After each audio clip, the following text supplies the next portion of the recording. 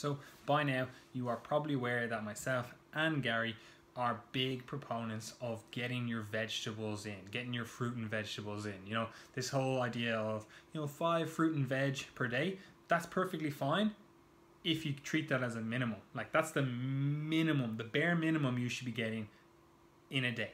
Okay, so yeah, perfect. I would happily recommend 5 fruit or veg servings per day as the bare minimum. That's perfect. No questions with that.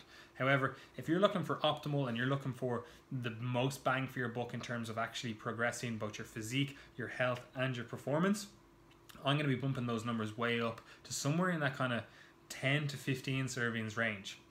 Like, if you can get 15 servings in, perfect. But I am aware that for some people is going to be too much of an ask, and also it may be impractical. Like, if you're a small male or female and you're only on like 1600 calories, like, I'm not going to suggest, oh yeah, get 10 servings of veg a day and it's taking up 800 of your calories. That may be just unrealistic for your situation.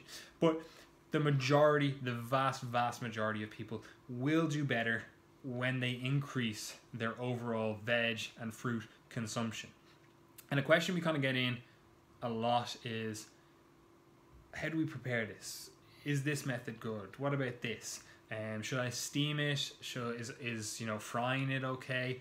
And at the end of the day, as long as you're getting it in and you're up from where you previously were, and as long as you're kind of hitting over that kind of 10 mark, like, I really couldn't care less how you cook it, how you prepare it. Like, yes, there's going to be a better or more optimal way to prepare whatever it is. Like, you could sprout and soak certain like legumes and whatever, and you can get better nutrient profiles that way. But at the end of the day, unless you're able to, first of all, give a rationale as to why you were doing it for that certain veg, because they're all going to be different. Like, I couldn't just give you a blanket statement right now, but unless you can give a good rationale and it actually increases your adherence and enjoyment of your plan, like, it really doesn't matter.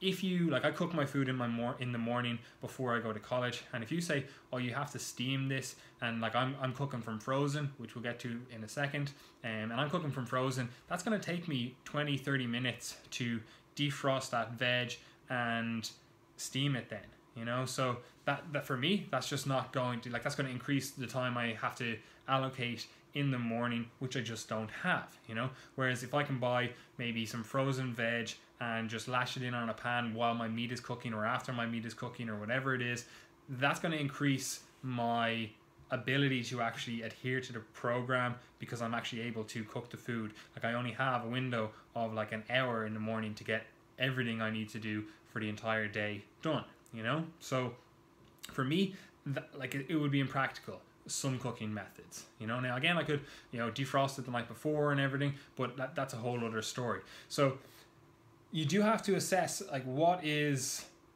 the best method given your actual time constraints, given your actual ability to cook or prepare this food. Like, if you just don't have the time and you're saying, oh yeah, in the morning, like I do, like, I'm gonna have to cut and chop up, whatever, peppers, onions, carrots, whatever it is, and you're gonna spend an hour chopping stuff up before you even cook it, like, that's going to be impractical. So maybe for you, you'd have to do all that on, say, a Sunday, put them in lunch boxes, have them ready to go, boom, pop it in with your cooking methods whenever it is that you cook, So the actual preparation, I couldn't care less. There's going to be more optimal, there's going to be less optimal, but as long as you are increasing the amount of nutrients you get in your diet as a whole, like, I couldn't care less.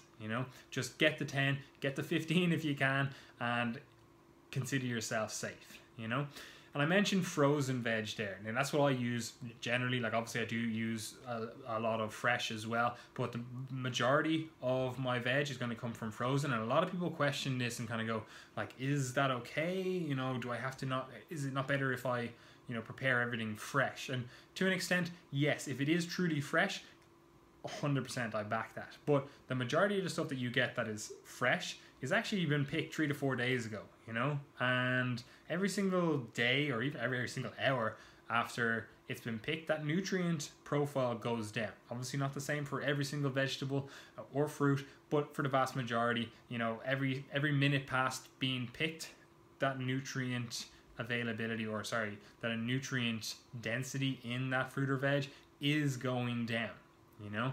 So you might be eating something that's 3 to 4 days picked, you know, so it's not actually fresh, you know, it's halfway to rotten by that stage. So if you're picking it straight off the tree or the plant or out of the ground, yeah, that's fresh. You know, 100%, you're maximizing the nutrient density of that fruit or veg. But there's another way to get the most bang for your buck with that as well. And that is actually frozen veg. And a lot of people kind of go, no, that can't be true. But realize that when they pick this stuff in the field, generally they'll flash freeze them. So those things, those veg, those fruit have been flash frozen at the time of picking, which is going to extend that nutrient density for longer, you know. Now obviously that's not the same for every single nutrient and every single fruit or veg, but for the vast majority of them that is going to apply. So don't be afraid of the frozen veg, especially if it actually allows you adhere to getting more veg in your diet and actually allows you adhere to getting a more variety of veg in your diet. Because what a lot of people will do, they'll stick to one or two things because it's easy for them to prepare. Maybe it's, I don't know, onions and peppers. I mentioned them earlier. So maybe it's easy for you to kind of just chop up a few of those, lash them in, and that's all you really stick to. And it's like you're missing out on a huge variety of nutrients purely because you don't want to have to prep things. And if you could just buy them already prepped, frozen, ready to go, you're going to just increase your nutrient density of your diet. So freezing is a very valid method.